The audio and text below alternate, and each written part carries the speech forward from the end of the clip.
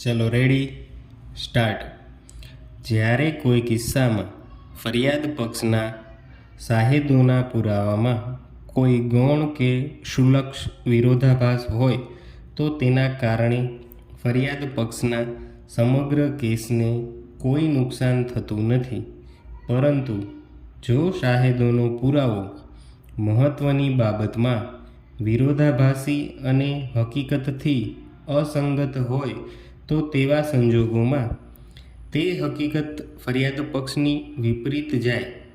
અર્જુનભાઈ રામચંદ્ર પટેલ વિરુદ્ધ state of Gujarat GLH 2003 બીજા કાઉન્સમાં NOC.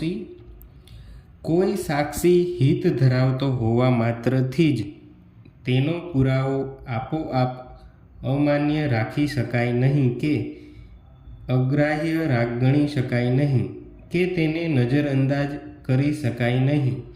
પરંતુ આવા કિસ્સામાં નામદાર અદાલતે સાહેદોના પુરાવાનું મૂલ્યાંકન બારીકાઈથી, ઝીણવટભરી રીતે અને વધુ સભાનતાથી તથા સજાગપણે કરવાનું હોય છે.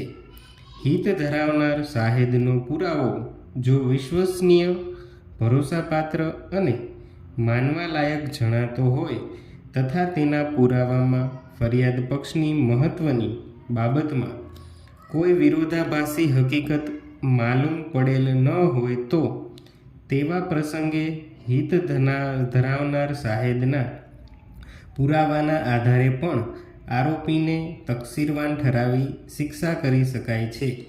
AIR 2001 supreme court 164. Surendra Patel વિરુદ્ધ રામ નાયક એન્ડ અધર્સ. પેરા.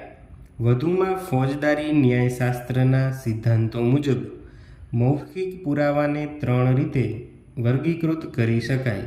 પહેલું સંપૂર્ણ વિશ્વાસ, બીજું સંપૂર્ણ અવિશ્વસનીય અને ત્રીજું સંપૂર્ણ વિશ્વાસપાત્ર પણ નહીં અને સંપૂર્ણપણે અવિશ્વસનીય પણ નહીં.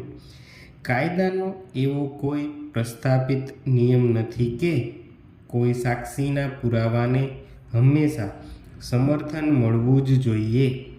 બીજા શબ્દોમાં કહીએ તો કોઈ સાક્ષીના પુરાવાને સાચો માનવા અથવા તેના પુરાવા ઉપર આધાર રાખીને આગળ વધવા માટે હંમેશા અન્ય સાક્ષીઓનું સમર્થન હોવું જ જોઈએ એવો સ્થાપિત નિયમ હોઈ શકે જ નહીં.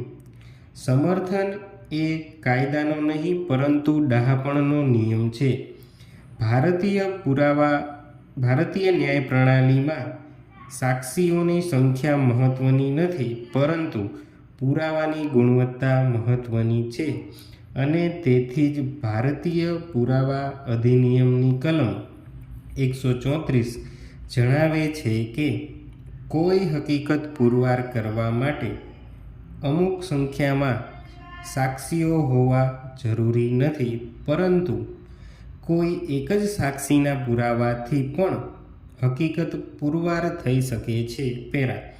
હવે અહીં કથિત આરોપીઓ સામેના આક્ષેપિત ગુનાઓ અંગેના કાયદાકીય પ્રબંધો તબક્કાવાર જોઈએ તો સૌપ્રથમ કોપીરાઇટ એક્ટ 1957ની કલમ 51 અને 63ની જોગવાઈ વંચાણે લેવી આવશ્યક છે જે નીચે મુજબ છે. સ્ટોપ.